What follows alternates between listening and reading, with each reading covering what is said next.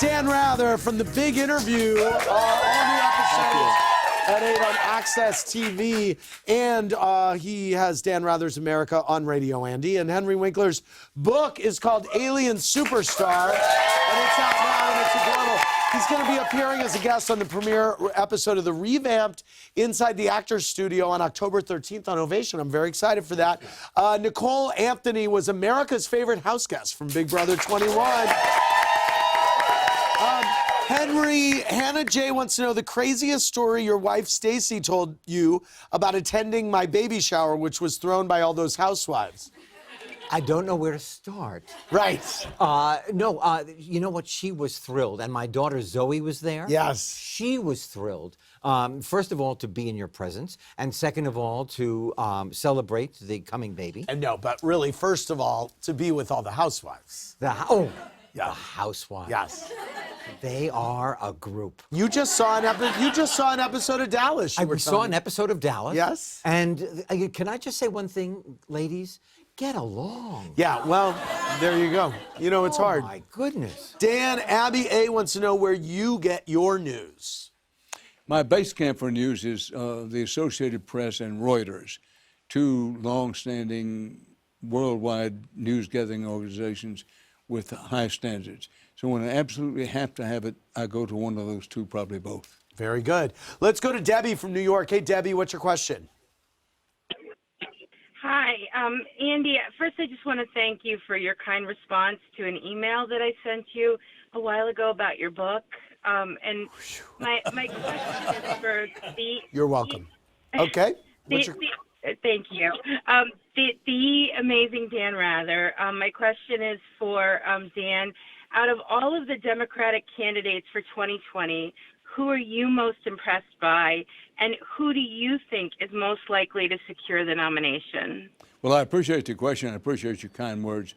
But obviously, I don't have a favorite, and that's not a duck and a dodge. It's just tooling the process. Like I think most people, I'm still looking everybody over as a citizen. Who do you think is most likely to get the nomination?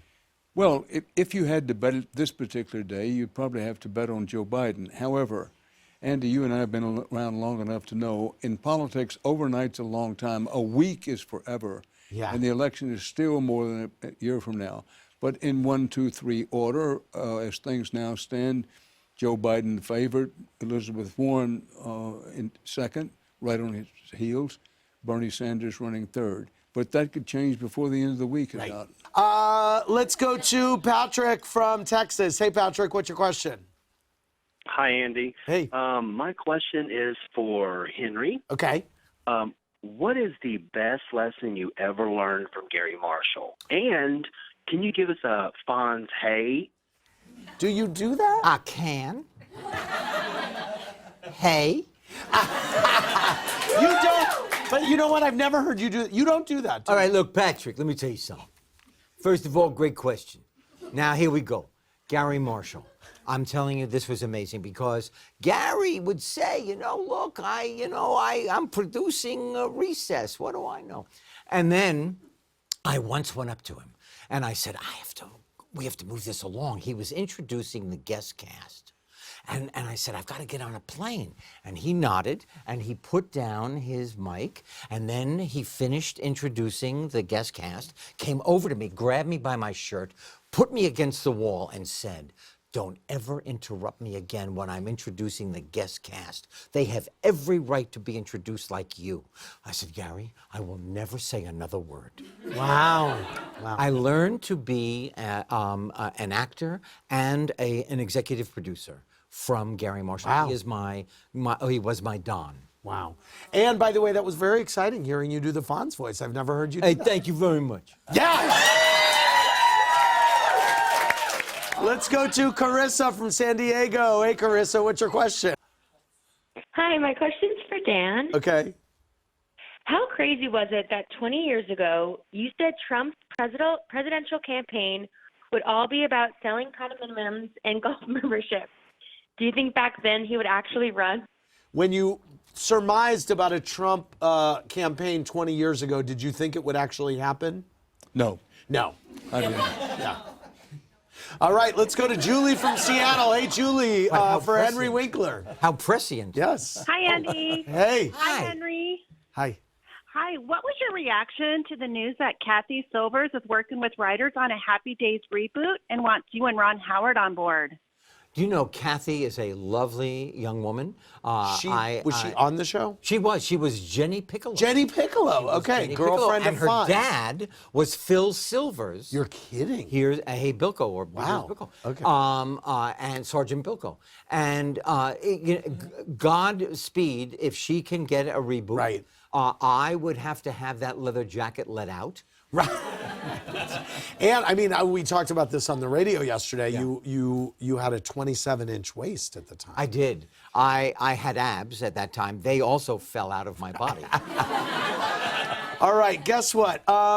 Nicole, you won America's Favorite House Guest. You may have left the Big Brother house, but now that you're in my house, I have a lot of burning questions about your time on Big Brother 21, okay? You won America's Favorite House Guest with a prize of $25,000. What do you plan to spend the money on? Oh my gosh, getting a car. I don't have a car. How did you feel after watching back the footage of Cliff making deals with Mishy? Oh, with Mickey. Okay. Mickey. I didn't see the footage, but I knew from what Cliff had told me about these conversations, and I was a little frustrated with him because he was supposed to be my ally, but at the same time, I respect Cliff and his game too much. I was like, you do you, buddy. We'll see how it works out. After looking back at the footage, is there any part of you that regrets keeping an alliance with Mickey? And if you could do it again, would you backdoor him when you had the chance? I don't regret it because it got me to Final 3, but of course I would have backdoored him. I was trying. If I would have won something, he would have been gone. Marry, shag, kill, Mickey, Nick, Cliff. I guess marry Mickey for the money, kill Cliff and get his life insurance, and the only one left is Nick, so I'll shag him. Okay. Some of your housemates, specifically Jackson and Mickey, were accused of allegedly displaying very misogynistic and racist behavior when they were in the house. Did you ever witness this? And if not, have you watched back any of the footage? I have not watched back any of the footage. I've been kind of avoiding it. I didn't witness any of it, but I did see people that didn't get along as people. I never saw it as racial or sexist, but I just saw people not getting along. Do you think Mickey treated Holly appropriately throughout the summer? From what I saw, yeah. I mean, they bickered and bantered as couples do, but nothing horrible that I saw. Many rumors about Mickey's past, like alleged drug abuse and domestic abuse. Did you ever hear him discussing that in the house, and does his past surprise you? He did not discuss it with me, so I have nothing to be or not to be surprised about. Since the show ended, has Bella apologized for bullying you in the house?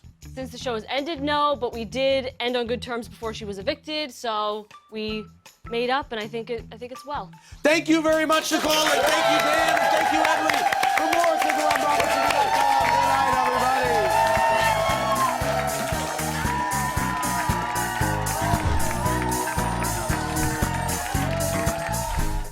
Thanks for watching. Watch more clips here and subscribe to our channel here. See ya.